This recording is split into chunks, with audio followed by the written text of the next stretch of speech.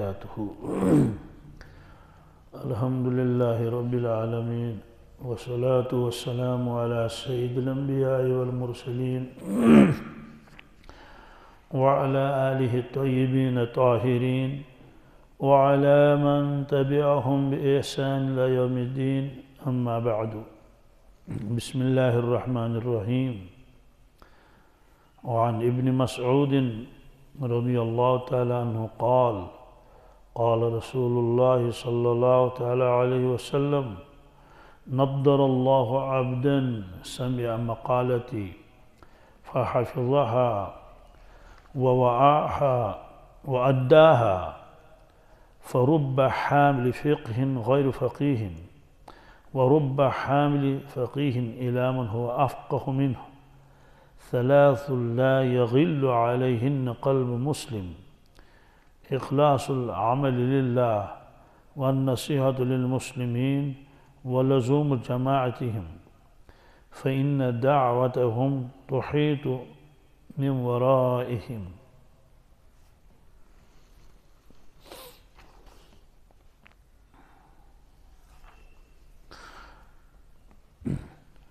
یہ روایت پہلے بھی آئی، اس وقت اس کا صرف ترجمہ کیا جائے گا اور مختصر خلاصہ. البتہ اس میں کچھ چیزیں رہ گئی تھی، آخر میں اس کی تھوڑی وضاحت آئے گی. حضرت عبداللہ ابن مسعود رضی اللہ تعالیٰ عنہ جو بہت جلیل القدر صحابی ہیں، ان کے بارے میں ارشاد فرمایا رسول اللہ صلی اللہ علیہ وسلم نے کہ علم کا خزانہ ہے. وہ فرماتے ہیں کہ ارشاد فرمایا رسول اللہ صلی اللہ علیہ وسلم نے کہ اللہ تبارک تعالیٰ تر و تازہ رکھے، خوش و خرم رکھے اس شخص کو، اس بندے کو جس نے میری بات سنی، یعنی رسول اللہ صلی اللہ علیہ وسلم کی بات سنی، حدیث مبارک، اور اس کو یاد کیا اور محفوظ رکھا، اور اس کلام کو جس طرح سنا بعین ہی اسی طرح لوگوں تک پہنچایا. کیوں؟ اس لیے کہ بہت سے فقہ حاصل کرنے والے فقیہ نہیں ہوتے، اور بہت سے فقہ علم حدیث کرنے والے حاصل کرنے والے اپنے سے زیادہ فقیہ کو حدیث پہنچاتے ہیں. اور تین چیزیں ایسی ہیں جن کے ہوتے ہوئے مسلمان کا دل خیانت نہیں کرتا. ایک چیز عمل خالص اللہ تعالیٰ کے لیے کرنا.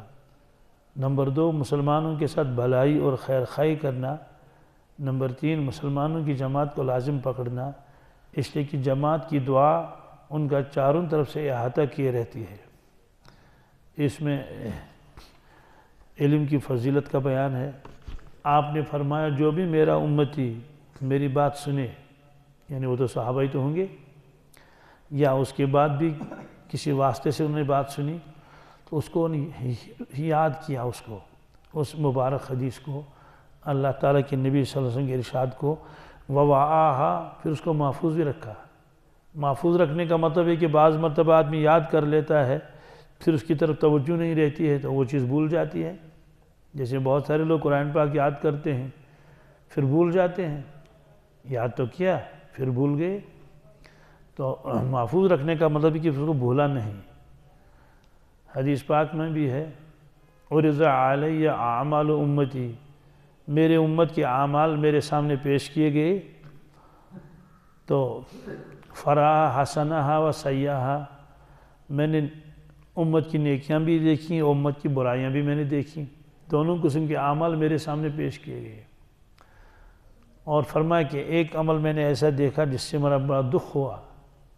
وہ کیا ہے کہ میرے کسی امتی نے قرآن پاک کا کوئی حصہ یاد کیا تھا لیکن پھر اس کو بلا دیا. بظاہر تو یہ لگتا ہے کہ کوئی خاص زیادہ بڑی غلطی تو ہے نہیں، کوئی بڑا گناہ بھی نہیں، لیکن آپ کو دکھ کیوں ہوا؟ اس کی وجہ یہ ہے، اس کا مطلب تو ہے کہ پہلے یہ شخص قرآن پاک کے قریب تھا، دین کے قریب تھا، تو شوق کی وجہ سے اس نے پارے یاد کیا، سورہ یاسین یاد کیا. بعد میں کوتاہی کی اور جو یاد تھا اس کو دہرایا نہیں، یہاں تک کہ وہ بھول گیا. تو معلوم ہے کہ پہلے اس کو تعلق تھا. تو عقل تو یہ کہتی ہے کہ روزانہ اس کے اندر مضبوطی ہونی چاہیے اور تعلق ہونا چاہیے دین کا. یہ تو پیچھے ہی گیا. آپ نے فرمایا مجھے بڑا دکھ ہوا. ایسے احادیث بعض مرتبہ انسان حدیثوں کو یاد کرتا ہے پھر بھلا دیتا ہے. تو اس روایت نے فرمایا کہ اس بندے کو اللہ تعالیٰ خوش و خرم رکھے، دونوں جہانوں میں تر و تازہ رکھے، بارونق رکھے، جس نے میرا کلام سنا اور اس کے بعد اس کو یاد کیا، پھر اس کو یاد رکھا، پھر دوسروں تک پہنچایا. یہ بھی ہے یہ، چونکہ حدیث کا حق یہی ہے کہ دوسروں تک پہنچائے. حضرت ابو ہریرہ رضی اللہ تعالیٰ عنہ فرماتے ہیں اللہ کے نبی صلی اللہ علیہ وسلم تشریف فرما تھے. آپ نے فرمایا کہ اے صحابہ، میں اس وقت آپ لوگوں کے سامنے کچھ کہنا چاہتا ہوں، تو کون ہے جو ان باتوں کو حاصل کرے؟ من یأخذ عنی ہؤلاء الکلمات. لیکن دو شرط ہے. ایک تو یہ ہے کہ ان باتوں پر خود عمل کرے، نمبر دو دوسرے لوگوں تک پہنچائے تاکہ وہ بھی اس پر عمل کر سکے. پہلے یہ نہیں فرمایا کہ میں کیا بتاؤں گا. تو حضرت ابو ہریرہ فرماتے ہیں میں نے کہا حضرت میں اس کے لیے تیار ہوں. تو دو شرطیں رکھی کہ ایک تو خود عمل کرے، دوسری شرط یہ کہ ان لوگوں تک پہنچائے جو اس پر عمل کریں. معلوم ہے کہ اس کے دو حق ہیں، ایک تو خود عمل کرنا، دوسرا یہ حکم دوسروں تک پہنچانا. تبھی تو امت کو معلوم ہو جائے گا. تو یہ فرمایا کہ اس نے اس کو حفظ کیا، یاد کیا، پھر اس کو محفوظ بھی رکھا. حضرت ابو ہریرہ رضی اللہ تعالیٰ عنہ باوجود ہے کہ ان کا قوت حافظہ بہت زبردست تھا، حیران کن، اس کے باوجود بھی وہ بیٹھتے تھے عشاء کے بعد اور ان احادیث کو دہراتے تھے. جیسے ہم تلاوت کرتے ہیں زبانی سورہ ملک، سورہ یاسین، الف لام میم، سجدہ، آیت الکرسی، 4 کل، اپنا وظیفہ. تو اس طرح سے حضرت ان احادیثوں کو دہراتے تھے تاکہ یاد رہے. حالانکہ آپ کا قوت حافظہ بہت مضبوط تھا. اسی لیے اللہ کے نبی صلی اللہ علیہ وسلم کو فرمایا دیکھو سونے سے پہلے روزانہ وتر پڑھ لیا کرو. یعنی سونے سے پہلے وتر نماز پڑھ لو، یعنی وتر کو آپ مؤخر مت کر لو. حالانکہ خود اللہ کے نبی صلی اللہ علیہ وسلم وتر کو پڑھتے تھے تہجد کے بعد. یہ بخاری میں روایت موجود ہے کہ اللہ کے نبی صلی اللہ علیہ وسلم سے وعدہ کرایا 3 چیزوں کا. اس میں ایک چیز یہ بھی ہے کہ سونے سے پہلے ضرور فجر یہ پڑھ لیا کرو وتر. کیوں؟ اس لیے کہ وہ بہت دیر تک دہراتے رہتے تھے ان حدیثوں کو، ان کو ریویژن کرتے تھے، اس میں انہیں دیر لگتی تھی. تو جب دیر لگ گئی ہے، ممکن ہے کسی دن آنکھ نہ کھلے تہجد کے وقت، تو وتر قضا ہو جائے گی. آج بھی یہی حکم ہے. جس آدمی کو پورا یقین ہو اور وہ عادی ہے اس چیز کا، اس کے لیے پھر افضل ہے، کوئی ضروری نہیں ہے کہ وہ تہجد کے بعد وتر کی نماز پڑھے. لیکن جس آدمی کو اپنے پر بھروسہ نہیں ہے، کبھی آنکھ کھلتی ہے کبھی نہیں، تو اس کے لیے تو ضروری ہے کہ وہ سونے سے پہلے وتر کی نماز پڑھ لے. بہت سارے لوگ فون کرتے ہیں کہ میرا ارادہ تھا کہ میں تہجد پڑھ لوں لیکن میں پڑھ نہ سکا، یہاں تک اذان ہو گئی تھی، میری وتر کی نماز قضا ہو گئی. میں نے کہا کون سا کمال کیا آپ نے، رات کو ہی پڑھ لیتے، پھر اگر تہجد کا موقع ملا تو تہجد بھی پڑھ لیتے، نہ موقع ملا تو پھر بھی کچھ نہیں. لیکن آپ نے تو قضا کر لی اور جان بوجھ کر قضا کر لی. اس لیے ایسی غلطی نہیں کرنی چاہیے. جن لوگوں کو اپنے اوپر پورا اعتماد نہیں ہے، نہیں اٹھ پاتے ہیں تہجد میں، ان کے لیے حکم یہی ہے کہ وہ سونے سے پہلے وتر کی نماز پڑھ لیا کریں. اس میں فرمایا کہ دوسروں تک پہنچائے. کیوں؟ فرمایا فَرُبَّ حَامِلِ فِقْهٍ غَيْرُ فَقِيهٍ. بعض مرتبہ ایسا ہوتا ہے کہ ایک آدمی حدیث مبارک سنتا ہے، سن لی اس نے حدیث مبارک، لیکن اس میں سے کتنے مسائل نکلیں گے تو وہ چیز اس کو اللہ نے عطا نہیں فرمائی. تو جب دوسرے کو وہ پہنچاتا ہے، حدیث پاک پہنچاتا ہے، وہ اسے مسائل نکالتا ہے. وہ یہ 2 چیزیں الگ الگ ہیں. ایک قوت حفظ، ایک قوت فہم. قوت حفظ اور قوت، اللہ تعالیٰ نے یہ دونوں دولتیں اس امت کو عطا فرمائی ہیں. بعض حضرات تو قوت حفظ میں بہت اونچے ہوتے ہیں، جو سنا یاد ہو گیا. ہاں، قوت فہم اس کے مقابلے میں کم. بعض حضرات کو قوت حفظ کم ہوتا ہے، قوت فہم بہت زیادہ. بعض لوگوں کو اللہ تعالیٰ دونوں عطا فرماتے ہیں، قوت حفظ بھی ہے اور قوت فہم بھی ہے، جیسے محدثین ہیں. لیکن فقہاء کرام کو اللہ نے فہم بہت عطا فرمایا ہوتا ہے. وہ واقعہ پہلے آیا، حضرت امام ابو یوسف رحمۃ اللہ تعالیٰ علیہ، ان کے ایک استاد ہیں، ان کا نام امام عامش، کیا جی امام، تو امام عامش، سلیمان عامش، تو آپ ان کے ساتھ بیٹھے ہوئے تھے، یعنی شاگرد بیٹھا ہوتا استاد کے ساتھ. تو ایک خاتون آئی، اس نے ایک مسئلہ پوچھا، تو امام اعمش سے ہی پوچھا کیونکہ استادی سے پوچھیں گے، تو انہوں نے کہا کہ مجھے اس کے بارے میں کوئی علم نہیں ہے۔ یہ بھی دیکھیے سبحان اللہ، ورنہ کچھ نہ کچھ تو کہہ ہی دیتے، پر میں نہیں، میرے پاس اس کا علم نہیں ہے۔ امام ابو یوسف رحمۃ اللہ بیٹھے ہوئے تھے، انہوں نے کہا حضرت مجھے اجازت ہے میں اس کا جواب بتا دوں؟ حضرت نے فرمایا بتا دو۔ تو امام ابو یوسف رحمۃ اللہ علیہ نے سوال کا جواب بتا دیا۔ تو استاد نے شاگرد سے پوچھا کہ یہ مسئلہ آپ نے کہاں سے بتایا ان کو، یعنی اس کا ماخذ کیا ہے، قرآن پاک کی کوئی آیت ہے یا حدیث ہے؟ انہوں نے کہا حضرت اس کا ماخذ وہ حدیث ہے جو میں نے آپ ہی سے سنی ہے۔ جو میں نے کہا کون سی حدیث؟ کا فلاں۔ تو اس وقت امام اعمش نے فرمایا کہ یعقوب ان کا نام تھا، ابو یوسف ان کی کنیت تھی، یعقوب قسم اللہ کی آپ کے والدین کا نکاح بھی نہیں ہوا تھا جب سے مجھے یہ حدیث یاد ہے، یعنی آپ کا تو وجود ہی نہیں تھا کہیں، جب والدین کا نکاح ہی نہیں ہوا تو یہ کیسے ہوں گے؟ اس وقت سے مجھے یہ حدیث یاد ہے، لیکن میرا ذہن اتنی گہرائی میں نہیں گیا جتنی گہرائی میں آپ کا ذہن گیا ہے۔ تو یہ ہے قوت استنباط، قوت فہم۔ اس سے معلوم ہوا کہ امام اعمش نے وہ روایت پہنچائی تھی امام ابو یوسف کو، تو یہ قوت حافظ اس کا مضبوط تھا۔ یہی مطلب اس روایت کا، یہ اللہ کے نبی صلی اللہ علیہ وسلم خود فرما رہے ہیں کہ بعض محدثین ایسے ہیں وہ حدیث یاد کریں گے اور جو سنائیں شاگردوں کو وہ حدیث پہنچائیں گے تو شاگرد سے زیادہ فقیہ ہوگا۔ جیسے یہاں امام اعمش رحمۃ اللہ کے مقابلے میں امام ابو یوسف رحمۃ اللہ زیادہ فقیہ نکلے۔ تو اس طرح سے آپ نے فرمایا۔ خلاصہ یہ ہے کہ آپ نے امت کو ترغیب دے دی کہ میرے ارشادات کو یاد کرو، پھر ان کو یاد رکھو، کہیں بھول نہ جائیں، اور پھر دوسروں تک پہنچاؤ۔ کیوں؟ دوسرے لوگ افقہ ہو سکتے ہیں اور اسے مسائل استنباط کریں گے، یہ آپ نے فرمایا۔ تو یہ حق امت نے ادا کیا، محدثین نے حدیثوں کو یاد کیا، فقہا نے اس میں سے مسائل نکالے، اور دعا کیا دی کہ نضر اللہ عبدن، اللہ تعالیٰ اس کو تر و تازہ رکھے، خوش خرم رکھے، یعنی اس کا باطن بھی خوش خرم ہو، اس کا ظاہر بھی خوش خرم ہو، اس کی حالت بہت بہترین و اچھی ہو۔ بعض لوگوں نے فرمایا اس سے مراد انوارات، اللہ تعالیٰ اس کے انوارات و برکات عطا فرمائے اس کو، کہ اس کا ظاہر اور باطن منور کرے اللہ تعالیٰ، یہ دعا ہے۔ پھر آخری ٹکڑا جو تھا یہ کہ 3 چیزیں ایسی ہیں، اس میں 3 اعمال کی فضیلت بتانا مقصود ہے کہ اس میں مومن کبھی خیانت نہیں کر سکتا۔ کیا مطلب ہے خیانت نہیں کر سکتا؟ مطلب یہ ہے کہ ان 3 چیزوں کو وہ حاصل کرتا ہے۔ ایک چیز کیا اس میں؟ عمل کو اللہ کے لیے خالص کرنا۔ جو حقیقی مومن ہوگا اس کا ہر عمل اللہ ہی کے لیے ہوگا، اس میں ریا اور خود غرضی کچھ نہیں۔ تو یہ فرمایا کہ اس میں مومن کا دل خیانت نہیں کرے گا، وہ عمل کو کرے گا اللہ کے لیے، کسی سے مدد کرے، کسی کی مدد کرے اللہ کے لیے، کوئی کام کرے اللہ کے لیے۔ اس کی کیفیت یہ ہوگی قل ان صلاتی و نسکی و محیا و مماتی للہ رب العالمین، آپ فرما دیجئے میری نماز، میری قربانی، میرا حج، میری زندگانی، میری وفات سب اللہ کے لیے ہے۔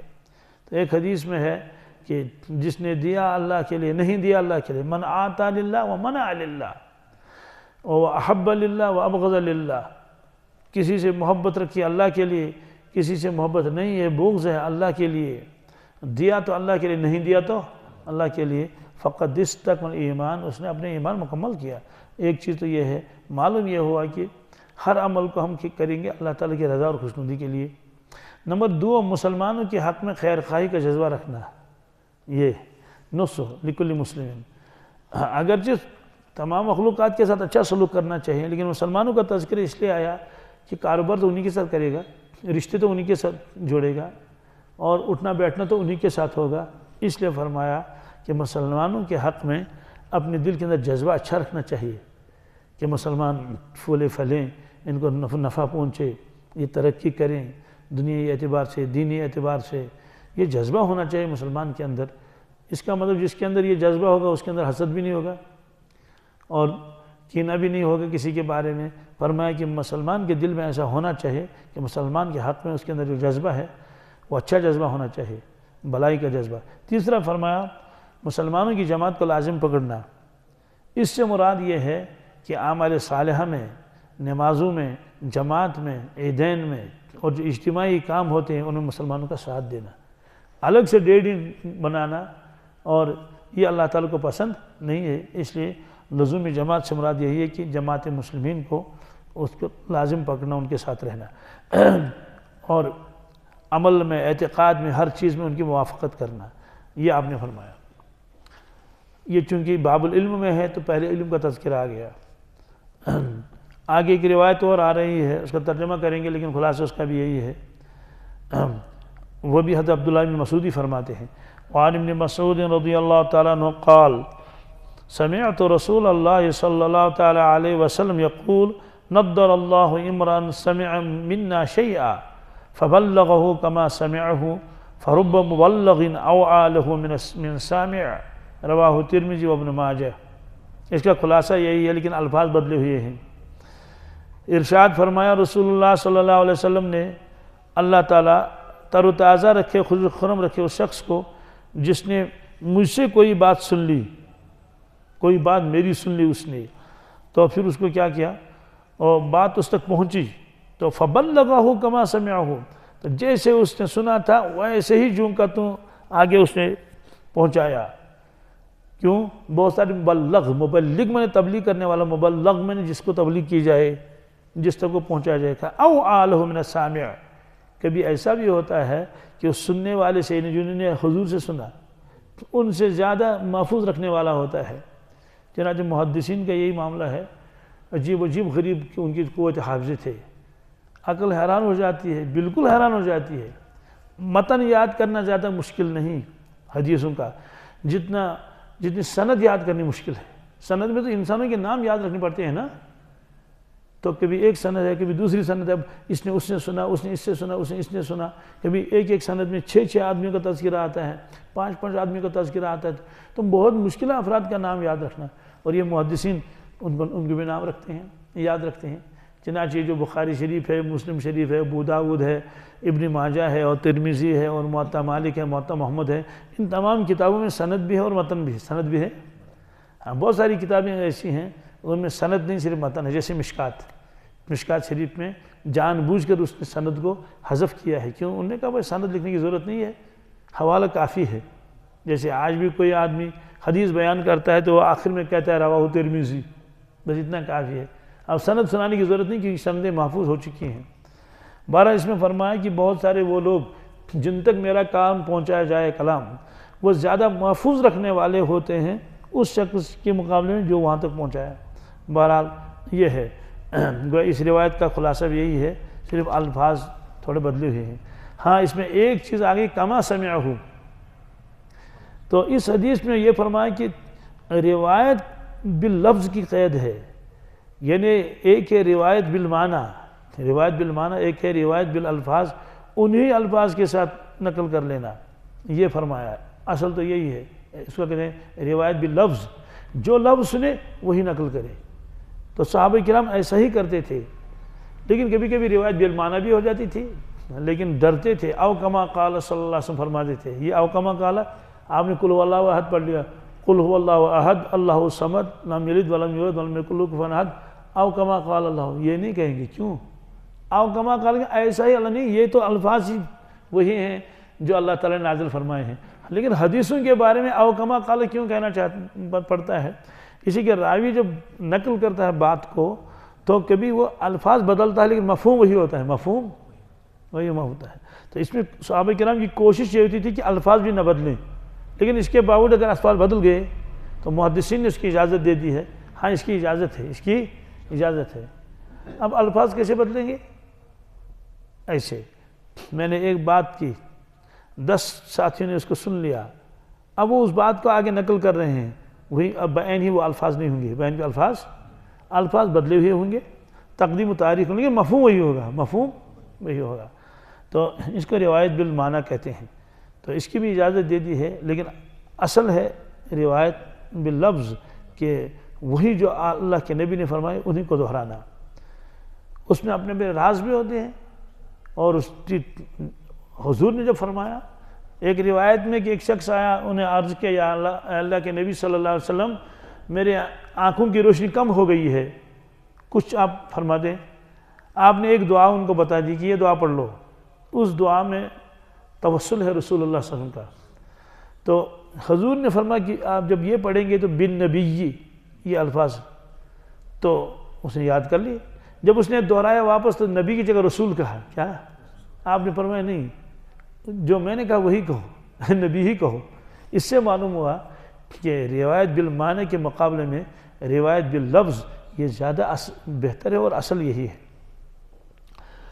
وعن ابن عباس رضی اللہ عنہما قال قال رسول اللہ صلی اللہ تعالی علیہ وسلم اتقوا الحدیث عنی الا ما علمتم فمن کذب علی متعمدا فلیتبوأ مقعدہ من النار. رواہ ترمذی. یہ حدیث مبارک تقریباً متواتر ہے، یعنی اس حدیث پاک کو کسی جگہ 21 صحابہ نقل کرتے ہیں، کسی جگہ 20 صحابہ نقل کرتے ہیں. حدیث تواتر کے درجے کی ہے، لیکن یہ حدیث ہے ہی ایسی. آپ نے فرمایا کہ لوگوں میری طرف سے حدیث بیان کرنے سے بچو، میری طرف سے حدیث بیان کرنے سے سوائے اس حدیث کے جس کے متعلق تمہارا یقین ہو کہ یہ سچ ہے. یہ مطلب یہ کہ بے احتیاطی مت کرو. بے احتیاطی کسی سے حدیث سن لی، ٹھیک ہے، آگے نقل کر لیا. تو محدثین اسی لیے یہ کہتے تھے آپ نے حدیث بیان کی، کس سے سنی؟ آپ کا استاد کون ہے؟ میں نے اس سے سنی. اچھا، انہوں نے کس سے سنی؟ تو یہ فرمایا آپ نے.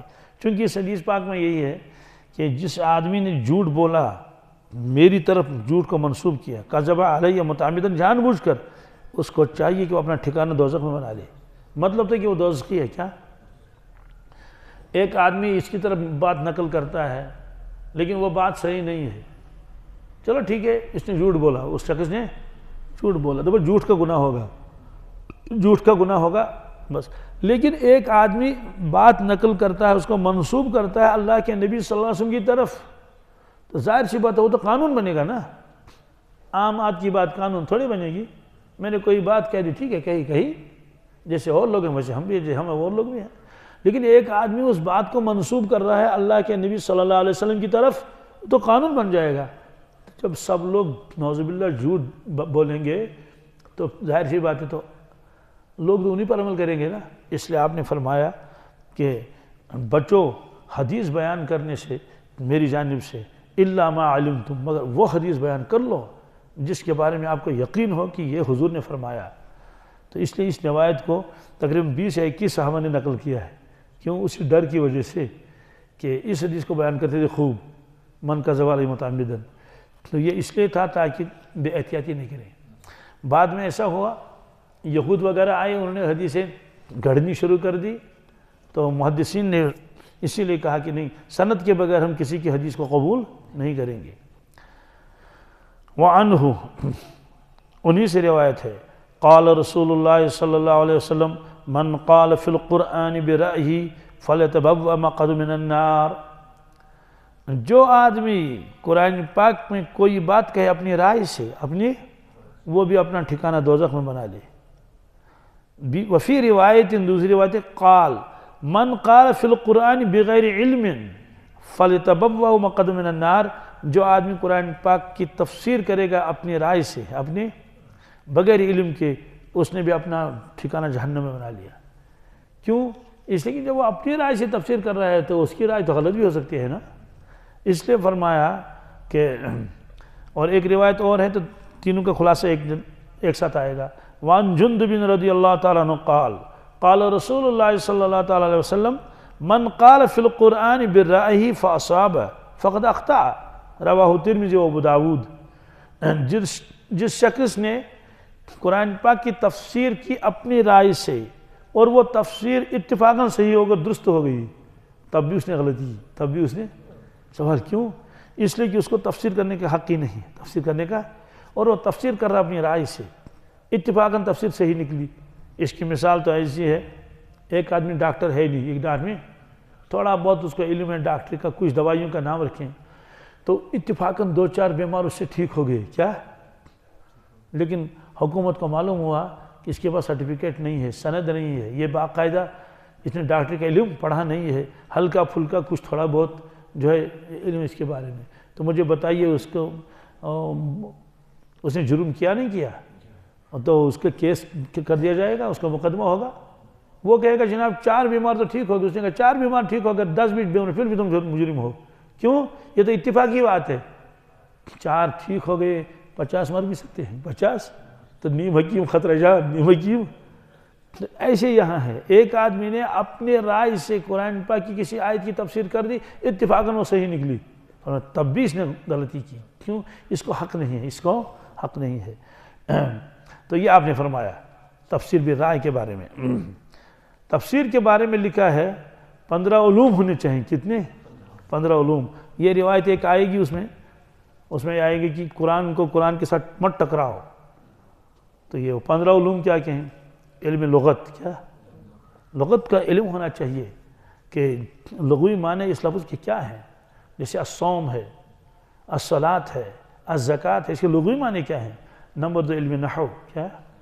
اسے کہ زبر زیر کی وجہ سے بھی معنی بدل جاتے ہیں، زبر زیر کی وجہ سے معنی بدل جاتے ہیں. فاعل کے بھی مفعول بن جاتا ہے، مفعول کے بھی فاعل بن جاتا ہے. علم صرف. کیا؟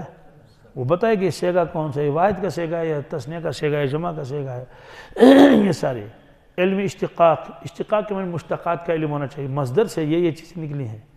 ایک لفظ ہے، یہ کہاں سے نکلا ہے؟ علم معانی. کیا؟ علم بیان اور علم بدیع. اس کا تعلق فصاحت و بلاغت سے ہے. الف لام میم ذالک الکتاب. ھذا کیوں نہیں کہا؟ ھذا الکتاب، کتاب تو سامنے ہے. ذالک کیوں کہا؟ وجہ معلوم ہونی چاہیے کہ ذالک کو اس لیے لائے. تو یہ علم معانی کے ساتھ تعلق رکھتا ہے. علم قرات. کیا؟ قرات کا بھی علم ہونا چاہیے. اور پھر علم عقائد بھی ہونا چاہیے. یہ عقائد کیا بیان کیے گئے ہیں. اور پھر جو ہے وہ اصول فقہ. فقہ تو الگ چیز ہے، اصول فقہ پر بھی نظر ہونی چاہیے. پھر اسباب النزول معلوم ہونا چاہیے کہ یہ آیت کس تناظر میں نازل ہوئی ہے، اس کا شان نزول کیا ہے. کہ بعض آیتیں ایسی ہیں کہ شاید جب تک شان نزول معلوم نہ ہو تب تک آدمی صحیح بات وہ نہیں سمجھ سکتا ہے.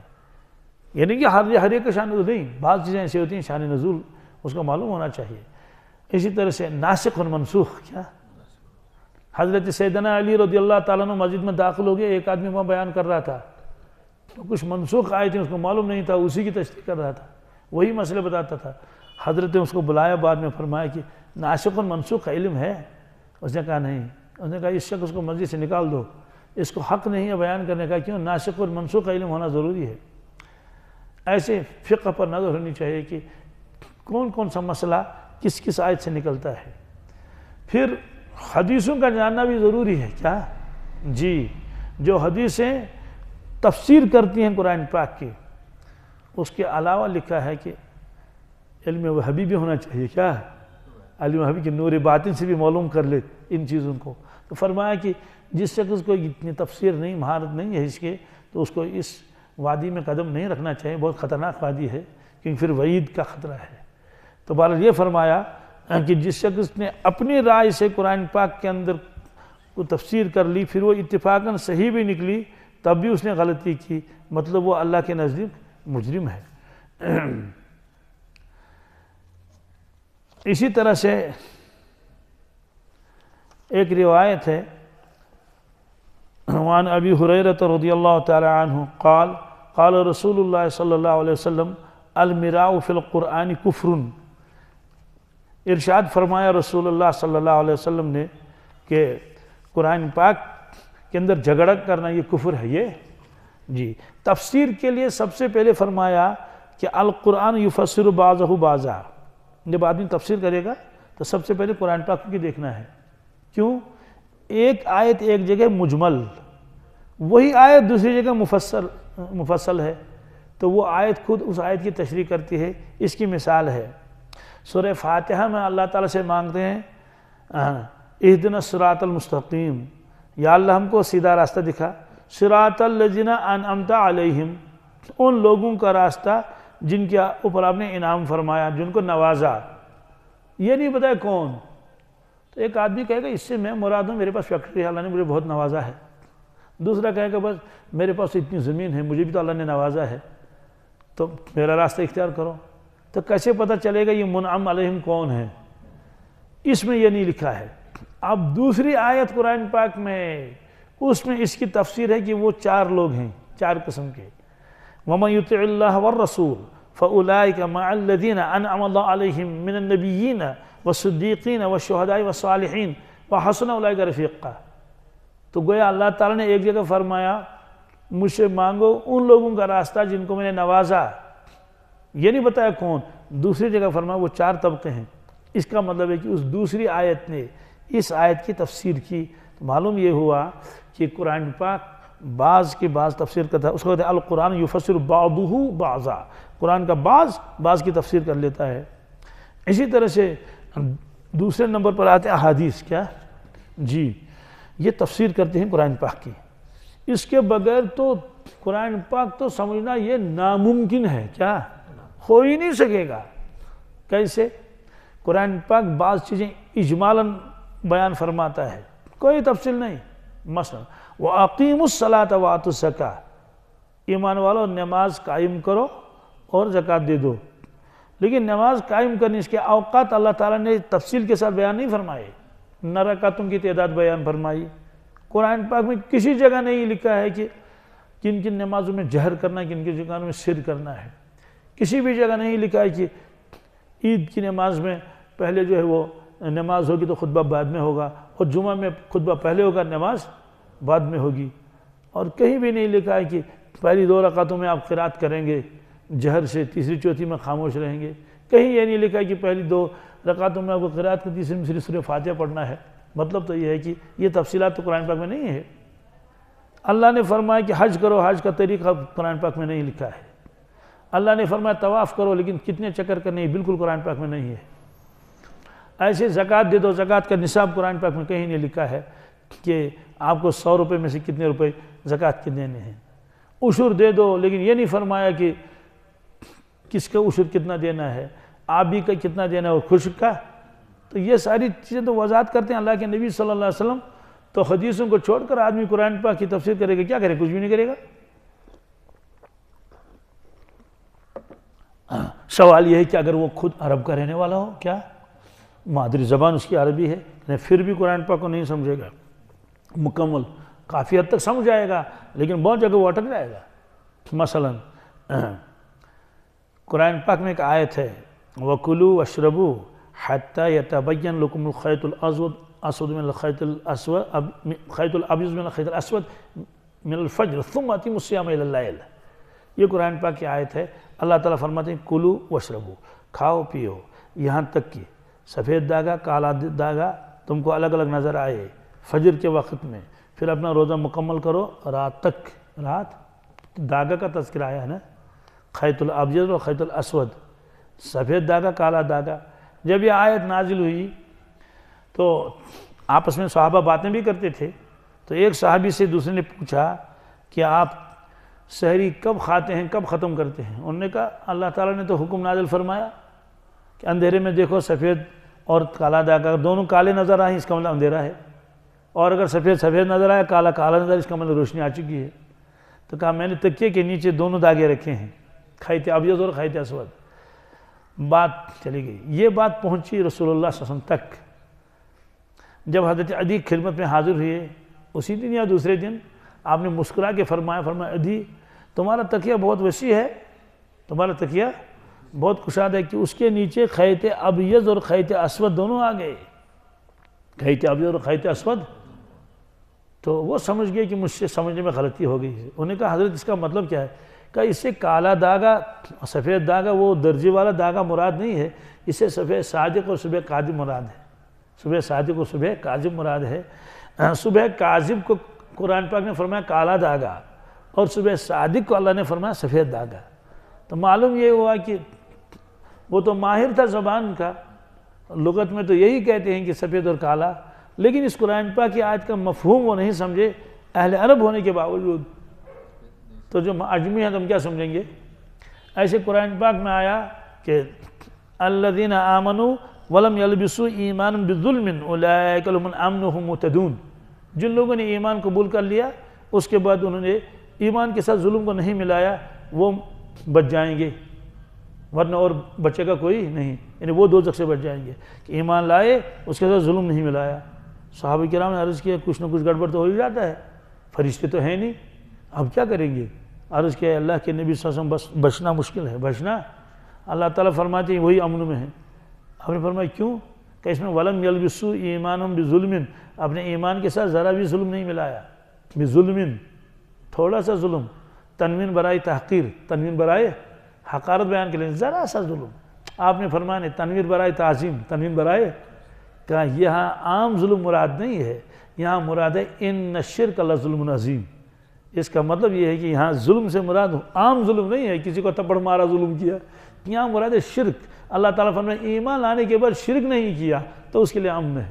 تو معلوم ہے کہ صحابہ کرام خود محتاج تھے قرآن پاک کی آیتوں کو سمجھنے میں، اور اس لیے اللہ کے نبی صلی اللہ علیہ وسلم اس کو حل کرتے تھے. تو بہرحال یہ فرمایا کہ تفسیر کے اندر جو دوسرا درجہ ہے، پہلا تو خود قرآن پاک، دوسرا احادیث کا، اس میں اقوال بھی آتے ہیں اور افعال بھی آتے ہیں، یہ ہے. تو پھر اس کے بعد جو محدثین آتے ہیں وہ دیکھتے ہیں کہ یہ حدیث مبارک اس کا معیار کیا ہے، یعنی یہ جو حدیث کی قسمیں ہیں، حسن ہے اور مقطوع ہے اور مرفوع ہے اور موقوف ہے اور صحیح ہے اور ضعیف ہے، وہ اگر ضرور ہے تو ان کی وہ کرتے ہیں، چھانبین کر لیتے ہیں. تو مفسر کے لیے یہ بھی ضروری ہے. اچھا، جب تفسیر والے تفسیر کرتے ہیں مزاج الگ الگ ہے. مزاج بعض مفسرین جو وہ احادیث کو بہت نقل کر لیتے ہیں اپنی تفسیر میں، جیسے ابن کثیر، جب ابن وہ درجنوں حدیثیں لائیں گے. تو بہرحال یہ فرمایا. تیسرا فرمایا کہ صحابہ کے اقوال، کیا سوال کیوں؟ اس کی وجہ یہ ہے کہ بہت ساری چیزیں صحابہ کرام نے سن لی ہیں، اللہ کے نبی صلی اللہ علیہ وسلم اس کی تفسیر کی ہے، اور انہوں نے خود مشاہدہ بھی کیا ہے، شان نزول کو دیکھا ہے، ان جگہوں کو وہ دیکھتے تھے. تو بعض چیزوں کے بارے میں جب صحابہ کا اتفاق ہو گیا تو مفسرین کرام کو وہی اختیار کرنا ہے، اس کے علاوہ وہ اختیار نہیں کر سکتا ہے. اس سے معلوم ہوا تفسیر کے لیے سب سے پہلے قرآن مجید، اس کے بعد احادیث مبارک، اس کے بعد اقوال صحابہ کرام کے اقوال کی انہوں نے اس کے بارے میں کیا کہا. اسی لیے کہتے ہیں کہ ابن عباس اس روایت کے بارے میں یہ کہتے ہیں، ابن عباس اس روایت کے بارے میں، ابن عباس کی خصوصیت کیوں ہے؟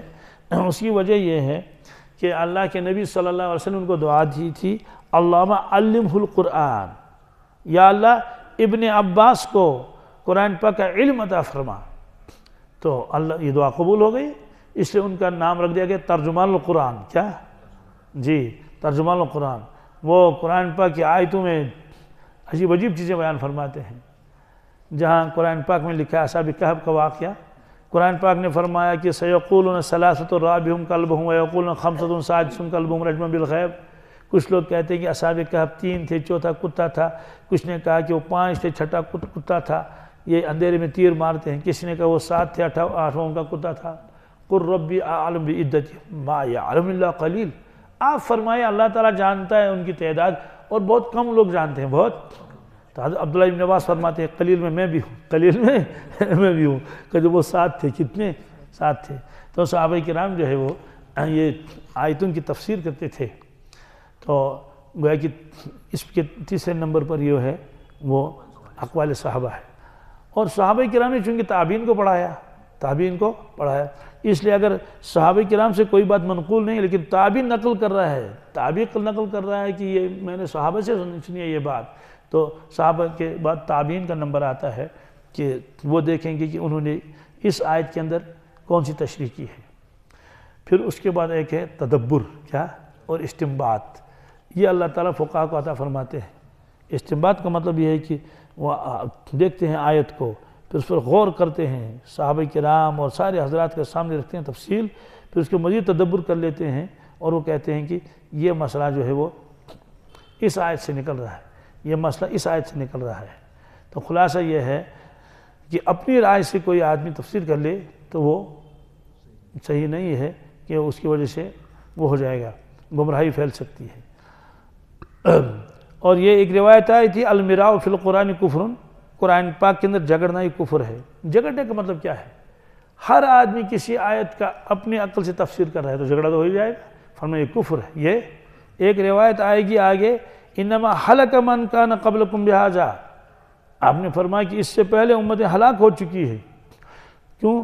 انہوں نے جب اختلاف کیا اللہ کے کلام میں، کسی بھی کتاب میں، تو ہلاک ہو گئی اس کی وجہ سے. اور وہ روایت بھی آ رہی ہے تو دونوں کا ایک خلاصہ آ جائے ایک ساتھ. وعن عمرو بن شعیب عن ابیہ عن جدہ قال سمع النبی صلی اللہ علیہ وسلم قوما یتدارؤون فی القرآن فقال انما هلك من كان قبلكم بهذا ضربوا کتاب اللہ بعضہ ببعض وإنما نزل کتاب اللہ یصدق بعضہ بعضا فلا تکذبوا بعضہ ببعض فما علمتم منہ فقولوا وما جہلتم فقیلوا الی عالمہ، رواہ احمد و ابن ماجہ۔ کیا فرماتے ہیں رسول اللہ صلی اللہ علیہ وسلم نے ایک قوم کے متعلق سنا کہ وہ قرآن پاک کے سلسلے میں آپس میں جھگڑ رہے ہیں، تو یہ سن کر ارشاد فرمایا آپ نے کہ اسی وجہ سے کتاب اللہ کے جھگڑے کے سبب تم سے پہلے لوگ ہلاک ہو گئے۔ کیوں؟ انہوں نے کتاب اللہ کے بعض کو بعض سے ٹکرایا، حالانکہ کتاب اللہ یہ اس لیے نازل ہوئی ہے کہ بعض کا بعض کی تصدیق کرے، یہ آیت اس بات کی تصدیق کرتی ہے، اس لیے فرمایا کہ پس تم اس کے بعض کے ذریعے تکذیب مت کرو، اللہ تصدیق کر رہے ہیں، اور اس کے متعلق جتنا علم ہے اتنا بیان کرو، جس کا علم نہیں ہے اس کو علماء کے حوالے کر لو، ان سے پوچھ لو۔ اس کا کیا مطلب ہے؟ اس کا مطلب یہ قرآن پاک میں بعض آیتیں ایسی ہیں بظاہر تو لگتا ہے ان میں ٹکراؤ ہے، کیا ہے؟ متضاد آیتیں ہیں کہ اللہ تعالیٰ ایک جگہ ایک چیز فرما رہے ہیں، دوسری جگہ دوسری چیز فرما رہے ہیں، تو یہ کم علمی کی وجہ سے ان کو تضاد نظر آتا ہے، ورنہ تضاد نہیں۔ اس کی مثال میں بتاتا ہوں، اللہ تعالیٰ نے فرمایا لا اکراہ فی الدین، کیا کہ دیکھو دین میں کوئی زبردستی نہیں ہے، تبلیغ کر لو، جس کی سمجھ میں آ جائے وہ اسلام قبول کر لے گا۔ تو زبردستی تم اس کو کلمہ پڑھاؤ گے اور اس کے گردن پر تلوار رکھو گے، وہ ایمان ہی نہیں ہے، وہ تو زبردستی کا ایمان ہے۔ ایمان تو کہتے ہیں اپنے دل سے کسی چیز کو ماننا، یہ ہے۔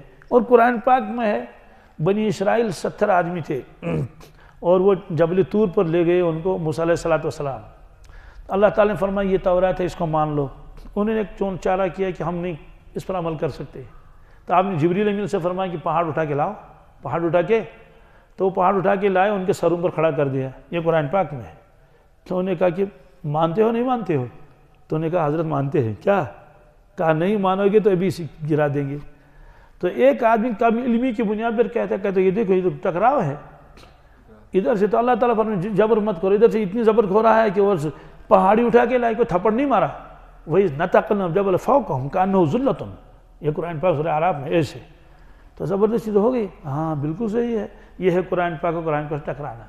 اس کا جواب یہ ہے کہ دونوں کا الگ الگ مصداق ہے۔ کیا؟ لا اکراہ فی الدین کا مطلب ہے زبردستی کسی کو کلمہ مت پڑھاؤ، لیکن جو آدمی کلمہ پڑھ چکا ہے، اسلام قبول کر چکا ہے، اگر وہ عمل میں کوتاہی کرے گا تو اس کی تو ڈانٹ کر سکتے ہیں کہ تم عمل میں کیوں کوتاہی کرتے ہو۔ تو فرمایا کہ اس کی مثال ایسی ہے جیسے زبردستی کسی کو اپنے مدرسے میں داخل مت کرو۔ کیا؟ نہیں صاحب آپ کو تو اسی مدرسے میں داخلہ لینا ہے، نہیں ہم تو مانیں گے نہیں، تو زور زبردستی کر کے کہے گا یہ نہیں ہے۔ ایک آدمی خود اپنی مرضی سے آ رہا ہے، وہ دیکھتا ہے یہاں تعلیم اچھی ہے، اس نے اپنے بچے کو داخل کیا، انہوں نے اس کو فارم دے دیا کہ اس میں ہدایات ہیں، کیا موبائل استعمال نہیں کرے گا، غیر حاضری نہیں کرے گا، اساتذہ کی بات مان لے گا، مسجد کے قوانین کی وہ کرے گا، تو اس کے لیے سب چیزیں یہ سلیبس یہ ہے، اس کے علاوہ میں دوسرا سلیبس نہیں پڑھا، یہ ساری اس نے دستخط کر لیا تو ٹھیک ہے۔ اب جب 2-3 دن کے بعد دیکھا کہ اس کا تو موبائل ہے، اس کا تو پکڑا جائے گا۔ تو یہ مطلب ہے کہ بنی اسرائیل مسلمان تھے، کیا تھے کہ ان کو زبردستی کلمہ پڑھوانا نہیں تھا، لیکن وہ عمل کرنے کے لیے تیار نہیں تھے۔ تو معلوم ہے کہ یہ جبر ہے ہی نہیں، یہ جبر یہ ان کو بتانا ہے کہ تم نے تو وعدہ بھی کیا ہے، تو وعدہ خلاف بھی کیوں کرتے ہو۔ تو اس آیت کا مصداق الگ ہے، اس آیت کا مصداق الگ ہے، دونوں اپنی جگہ صحیح ہیں، تضاد ہے ہی نہیں۔ تضاد یا قرآن پاک میں ہے کہ کافروں کے منہ پر مہر لگا دی جائے گی، الیوم نختم علی افواہہم وتکلمنا ایدیہم، منہ بند ہو گیا، لیکن قرآن پاک میں بھی کہ وہ باتیں کریں گے، کیا کریں گے؟ وہ کریں گے، اپنے اعضاء سے کہیں گے کہ لما شہدتم علینا، ہمارے خلاف کیوں گواہی دے دی۔ تو اگر ایک جگہ لکھا ہے وہ بات ہی نہیں کریں گے، دوسری جگہ وہ بات کریں گے، قیامت کے دن 50,000 سال کا ہوگا۔ کیا بات سمجھیں؟ ابتدا میں مہر لگا دی جائے گی، بعد میں زبان کھول دی جائے گی، یا ابتدا میں زبان کھلی ہوئی تھی بعد میں مہر لگ گئی، تو یہ بھی صحیح ہے، یہ بھی صحیح ہے، ٹکراؤ کہاں ہے؟ یا ایسے ہی ہے کہ وہ پہلے کہیں گے ہم مشرک نہیں تھے، کیا واللہ ربنا ما کنا مشرکین، آخر میں کہے گا کہ ولا یکتمون الحدیث، آخر میں سب بیان کریں گے۔ تو جب یہاں لکھا ہے کہ وہ انکار کریں گے ہم مشرک نہیں تھے، ہم نے گناہ نہیں کیے، آگے لکھا ہے وہ اقرار کریں گے، کہتے ہیں ہاں دونوں میں ٹکراؤ نہیں ہے۔ پہلے تو وہ اس لیے جھوٹ بول رہے تھے شاید نپ جائے شاید، لیکن جب دیکھا کہ نہیں جھوٹ سے کام نہیں چلتا، ہاتھوں نے بھی گواہی دے دی، پاؤں نے بھی گواہی دے دی، وَتُكَلِّمُنَا أَيْدِيهِمْ وَتَشْهَدُ أَرْجُلُهُمْ بِمَا كَانُوا يَكْسِبُونَ۔ انہوں نے کہا اب تو اقرار کرنا ہی پڑے گا، اب تو اقرار۔ انہوں نے کہا جی صاحب ہم نے سب گناہ کیے۔ تو ادھر تو فرمایا تھا کہ ہم نے شرک نہیں کیا، ادھر کہتے ہیں ہاں ہم نے شرک کیا۔ تو وجہ یہی ہے کہ ابتدا میں یہ تھا، آخر میں یہ ہے، تو دونوں میں تضاد کہاں؟ تو آپ نے فرمایا کہ بہت سارے لوگ جو ہے وہ کم علمی کی وجہ سے قرآن پاک ان آیتوں کو اٹھا کے ایک دوسرے کے ٹکرائیں گے، حالانکہ ٹکراؤ نہیں، ٹکراؤ کم علمی ہے۔ ایسے اللہ تعالیٰ نے فرمایا وَمَا أَصَابَكَ مِنْ حَسَنَةٍ فَمِنَ اللَّهِ، کہ جو بھی آپ کو اچھی حالت پہنچے وہ اللہ کی جانب سے، کس کی؟ وَمَا أَصَابَكَ مِنْ سَيِّئَةٍ فَمِنْ نَفْسِكَ، اور اگر آپ کو کوئی برائی پہنچے گی تو وہ آپ کی جانب سے، وہ گویا اللہ نے فرمایا کہ بھائی آپ کو نقصان پہنچے اس کے ذمہ دار آپ ہیں، ہم نے نہیں، اور اگر آپ کے پاس نیکی پہنچی ہے، اچھائی، وہ ہماری جانب سے ہے، تو ٹھیک ہے۔ گویا کہ ہم یہ کہیں گے کہ وَمَا أَصَابَكُم مِّن مُّصِيبَةٍ فَبِمَا كَسَبَتْ أَيْدِيكُمْ وَيَعْفُو عَن كَثِيرٍ۔ تو معلوم یہ ہے کہ جو نیکیاں دیتا ہے، خوبیاں دیتا ہے اللہ دیتا ہے، جو آدمی برائیاں کرتا ہے خود کرتا ہے۔ لیکن قرآن پاک میں کل من عند اللہ، کیا؟ ہر چیز اللہ کی جانب سے۔ تو جب ہر چیز اللہ کی جانب سے ہے تو برائی بھی اس کی جانب سے اور اچھائی بھی اس کی جانب سے ہے۔ تو یہ تو فرمایا کہ برائی آپ کی جانب سے، اچھائی ہماری جانب سے، دونوں میں تضاد نہیں ہے۔ ایک میں تقدیر کا بیان ہے، کس میں؟ جائیں ایک میں تقدیر کا بیان ہے تو اس میں کل من عند اللہ، کل من عند اللہ، اور دوسرے میں اسباب ظاہرہ کو بیان کیا گیا۔ اسباب کہ ایک آدمی اسباب ظاہرہ اختیار کر لیتا ہے تو اس کو یہ چیز ملتی ہے، ایک چیز اسباب ظاہرہ یہ ہے۔ جیسے مجھے بتائی موت و حیات اللہ کے ہاتھ میں ہے نا، ایک آدمی زہر کھاتا ہے، اللہ نے فرمایا موت میں دیتا ہوں اور زندگی میں دیتا ہوں، ٹھیک ہے، اسے کہیں کیوں زہر پانا ہے، کیا کیوں اس نے زہر خود کھا لی، تو یہ ہے۔ تو مقدر جو ہے وہ اللہ کے ہاتھ میں ہے، تو اس نے زہر کھا لی تو ظاہری اعتبار سے یہ خود اپنے زہر کا ذمہ دار ہے۔ تو خلاصہ یہ ہے کہ ایک میں تقدیر کا بیان ہے، ایک میں افعال ظاہری کا بیان ہے۔ تو یہ اشکال بڑے بڑے لوگوں کو بھی آ سکتا ہے پیش، اس لیے اللہ کے نبی صلی اللہ علیہ وسلم نے فرمایا فَمَا عَلِمْتُم مِّنْهُ فَقُولُوا، جو تم جانتے ہو اس کو بیان کر لو، وَمَا جَهِلْتُم فَقِيلُوا إِلَىٰ عَالِمِهِ، جو نہیں جانتے علماء سے پوچھو، اس کے عالم کی سپرد کر لو۔ دارالعلوم دیوبند کے جو مفتی صاحب، مفتی اعظم گزرے ہیں، جو پہلے مفتی تھے، ان کا نام تھا حضرت مفتی عزیز الرحمن صاحب، بہت زبردست بڑے، اور خود پتہ چلتا ہے ان کے فتاوی دارالعلوم سے کہ صاحب علم کتنا تھا۔ ایک مرتبہ وہ فجر کے فوراً بعد پہنچے گنگو دیوبند سے، تو اس وقت ٹرین وغیرہ کا کوئی وہ نہیں تھا، تو حضرت گنگوئی رحمۃ اللہ وضو فرما رہے تھے فجر کا، تہجد تو وہ پڑھ چکے تھے، تو انہیں السلام علیکم، وعلیکم السلام، تو حضرت فرمایا مفتی صاحب اتنے سویرے کیسے آئے؟ تو اتنی جلدی آنے کی ضرورت بھی کیا تھی؟ انہوں نے کہا حضرت میرے ایمان کا مسئلہ تھا۔ کہا ایمان کا کیا مسئلہ تھا؟ کہا مجھے قرآن پاک کی آیت اور حدیثوں کے درمیان میں ٹکراؤ نظر آ رہا ہے، قرآن پاک کی آیت کا انکار کروں گا تو کافر ہو جاؤں گا، اور وہ حدیثیں ایک دو نہیں ہے، وہ درجنوں اور سینکڑوں ہیں، تواتر کے درجے کی ہیں، اس لیے میرے ایمان کا مسئلہ تھا۔ میں نے کہا اگر میں مر گیا تو میں تو شک شبہ پر مروں گا، اس لیے میں آ گیا۔ حضرت نے فرمایا کہ کون سی آیت ہے؟ کیا؟ ان سے کہا لیس للانسان الا ما سعی، اور حدیثیں ایصال ثواب کی، کس کی؟ ایصال ثواب کی، کہ آپ ایصال ثواب کر لو اپنے باپ والدین کے لیے تو اس کا ثواب مل جائے گا، آپ نے نماز کی 2 رکعتیں پڑھ لی، آپ نے تلاوت کر لی، آپ نے حج کیا، آپ نے کچھ بھی پیسے دے دیے، یہ ثواب ملتا رہے گا۔ اس سے معلوم ہوا کہ اپنی کوشش کے علاوہ دوسروں کی کوشش بھی فائدہ پہنچاتی ہے، اور قرآن پاک میں لیس للانسان الا ما سعی، انسان کو صرف وہ ملے گا جو وہ خود کر چکا ہے، دوسرے کا کچھ بھی نہیں ملے گا۔ آپ سمجھ گئے دونوں میں ٹکراؤ کیا ہے؟ کہ قرآن پاک میں لیس للانسان الا ما سعی، انسان کو صرف اپنا کیا ہوا ملے گا، اس کے علاوہ اور کچھ ملنے والا نہیں ہے۔ لیکن حدیثیں اتنی ہیں جس میں ایصال ثواب کر لو تو اس کا ثواب مل جائے گا، تو ادھر تو فرماتے وہی ملے گا جو خود کیا، دوسروں کا نہیں ملے گا، ادھر سے دوسروں کا مل رہا ہے۔ تو حضرت گنگوئی علیہ مسکرائے، پر مفتی صاحب پورے الفاظ مجھے یاد نہیں ہے کہ اتنی بات آپ سے، مطلب آپ مشکل میں پڑ گئے اور آپ حل نہ کر سکے؟ انہوں نے کہا میں حل نہیں کر سکا، بس ایک جملہ کہا، کتنے ٹوٹل کوئی تقریر نہیں کی، بالکل نہیں، ایک جملہ کہا تو بس سارا بوجھ ختم ہو گیا اس کا۔ انہوں نے کہا قرآن پاک میں جو صحیح کا تذکرہ ہے وہ صحیح ایمانی ہے، صحیح اعمالی نہیں۔ اس کا مطلب ہے کہ جو آدمی ایمان لے کر گیا وہ گیا، دوسرے کا ایمان اس کو کوئی فائدہ نہیں پہنچا سکتا، دوسرے کا ایمان اس کو فائدہ، ابراہیم علیہ السلام کا ایمان آزر کو فائدہ نہیں پہنچائے گا، اور لوط علیہ السلام کا ایمان اس کی بیوی کو فائدہ نہیں پہنچائے گا، نوح علیہ السلام کا ایمان اس کے بیٹے کو فائدہ نہیں پہنچائے گا، اور حضرت حارث بن ہشام کا فائدہ ایمان اس کے ابو جہل کو فائدہ نہیں پہنچا سکتا۔ اسی طرح سے جو ہے بیوی کا ایمان والی بیوی حضرت عائشہ، اس کا ایمان اور فرعون کو فائدہ نہیں پہنچا سکتا، کیوں لیس للانسان الا ما سعى، ایمان کے لیے تو بس وہی ہے جو آدمی خود ایمان لے کر گیا ہے، دوسرے کا ایمان اس کو کوئی فائدہ نہیں دے سکتا، وہ صحیح ایمانی ہے، صحیح۔ یہ جو تم باتیں کر رہے ہو یہ صحیح اعمالی ہے کہ ایک شخص ایمان چلا گیا ہے، اب آپ عمل بیچ رہے ہیں اس کو، ایمان تھوڑی بیچ رہے ہیں اس کو کہ جناب وہ تو ایمان کے بغیر چلا گیا، میں ادھر سے اپنا ایمان بیچ رہا ہوں، تو ایمان تھوڑی پہنچے گا وہاں، ہاں اعمال صالحہ کا ثواب پہنچ جائے گا۔ تو ایک ہی جملہ کہا صحیح سے مراد صحیح ایمانی ہے، اللہ اکبر، وہ اچھل گئے، یہ ہے۔ تو یہ فرمایا کہ کبھی کبھی بعض مرتبہ ایسا لگتا ہے کہ آیتوں کے درمیان میں تضاد ہے، حدیثوں کے درمیان میں تضاد ہے، آیت اور حدیث میں تضاد ہے، کوئی تضاد نہیں ہے۔